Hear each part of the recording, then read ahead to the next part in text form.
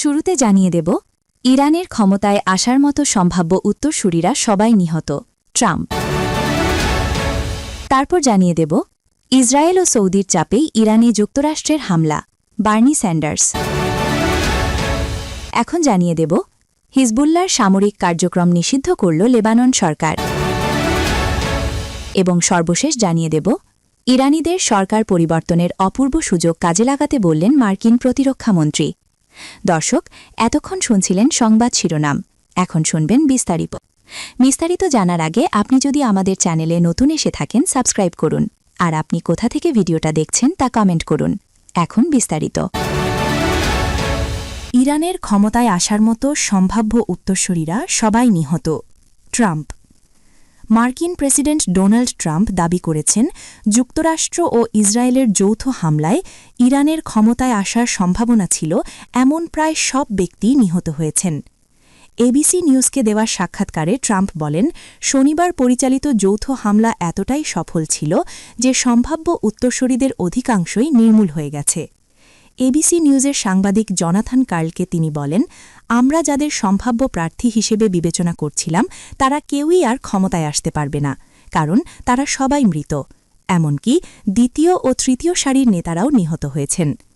ইরানের দীর্ঘদিনের সর্বোচ্চ নেতা আয়াতুল্লাহ আলী খামেনির মৃত্যুর পর দেশটিতে ক্ষমতা হস্তান্তর কিভাবে হবে এ নিয়ে নানা আলোচনা চলার মধ্যেই ট্রাম্পের এমন মন্তব্য সামনে এল। খামেনিকে হত্যার প্রসঙ্গ উল্লেখ করে ট্রাম্প বলেন, তিনি মারার আগেই আমি তাকে শেষ করেছি। তারা দুবার চেষ্টা করেছিল, কিন্তু আমি আগে তাকে কুপকাত করেছি।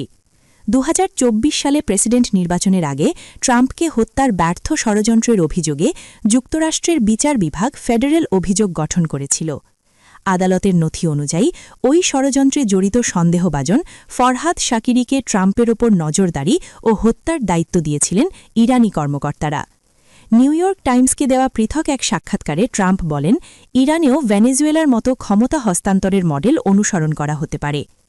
চলতি বছরের শুরুতে ভেনেজুয়েলায় মার্কিন অভিযানের প্রসঙ্গ টেনে তিনি বলেন, আমার মনে হয় আমরা ভেনেজুয়েলায় যা করেছি সেটি একটি নিখুঁত উদাহরণ। সেখানে মাত্র 2 জন ব্যক্তি ছাড়া বাকিরা নিজ নিজ পদে বহাল রয়েছেন। ইরানের নেতৃত্বে কাকে দেখতে চান এমন প্রশ্নে ট্রাম্প বলেন, তার কাছে খুব ভালো 3টি বিকল্প রয়েছে, তবে এখনই তাদের নাম প্রকাশ করতে চান না তিনি। তার ভাষায়, আগে কাজ শেষ হোক, তারপর জানাব। ইসরায়েল ও সৌদির চাপে ইরানে যুক্তরাষ্ট্রের হামলা, বার্নি স্যান্ডার্স। ইসরায়েল ও সৌদি আরবের চাপের মুখে যুক্তরাষ্ট্র ইরানের উপর সামরিক হামলা চালিয়েছে বলে মন্তব্য করেছেন মার্কিন সিনেটর বার্নি স্যান্ডার্স। সোমবার 2 মার্চ ফেসবুকে দেওয়া এক পোস্টে স্যান্ডার্স অভিযোগ করেন, ইসরায়েল ও সৌদি আরব যুক্তরাষ্ট্রকে ইরানের বিরুদ্ধে হামলা চালাতে প্রভাবিত করেছে। তিনি পোস্টে আরও লিখেছেন, ইসরায়েলের প্রধানমন্ত্রী বেনিয়ামিন নেতানিয়াহু গাজায় ৭২,০০০ মানুষকে হত্যা করেছেন, যাদের অধিকাংশই নারী ও শিশু। পাশাপাশি সৌদি আরবকে তিনি একটি নির্মম একনায়কতান্ত্রিক রাষ্ট্র হিসেবে উল্লেখ করে বলেন, সেখানে ভিন্ন মতের কোনো স্থান নেই। হিজবুল্লাহর সামরিক কার্যক্রম নিষিদ্ধ করল লেবানন সরকার।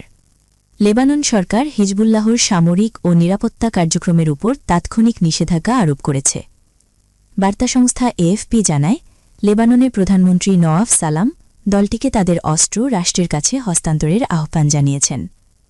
সোমবার প্রধানমন্ত্রী নওয়াফ সালাম ঘোষণা করেন, সরকার হিজবুল্লাহর সামরিক ও নিরাপত্তা কার্যক্রমের উপর তাৎক্ষণিক নিষেধাজ্ঞা আরোপ করেছে।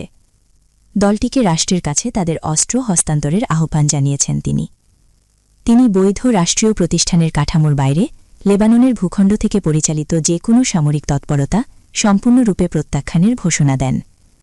তিনি আরও বলেন, দলটিকে তাদের অস্ত্র সমর্পণ করতে হবে। আল জাজিরা জানিয়েছে, 2024 সালে ইসরায়েলের সঙ্গে অর্জিত যুদ্ধবিরোধের প্রতি সরকারের অঙ্গীকার পুনর্ব্যক্ত করেন সালাম। পাশাপাশি তিনি আলোচনা পুনরায় শুরুর কথাও জানান। ইরান সমর্থিত হিজবুল্লাহ ইসরায়েলের দিকে রকেট নিক্ষেপ করার পর পাল্টা হামলার প্রেক্ষাপটে সরকার এই সিদ্ধান্ত নেয়।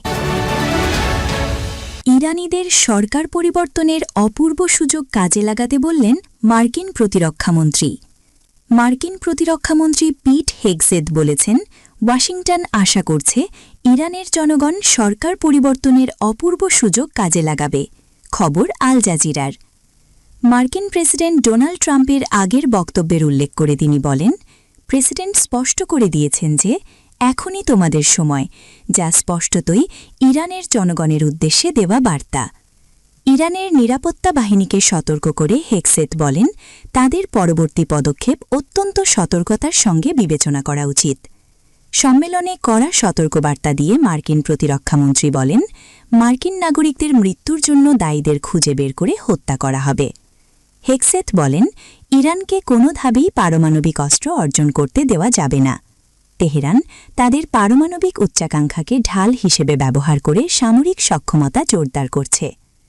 2015 সালে সাবেক মার্কিন প্রেসিডেন্ট বারাক ওবামার আমলে সম্পাদিত পারমাণবিক চুক্তির সমালোচনা করে একে ব্যর্থ চুক্তি হিসেবে আখ্যায়িত করেন মার্কিন প্রতিরক্ষামন্ত্রী পিট হেক্সেথ।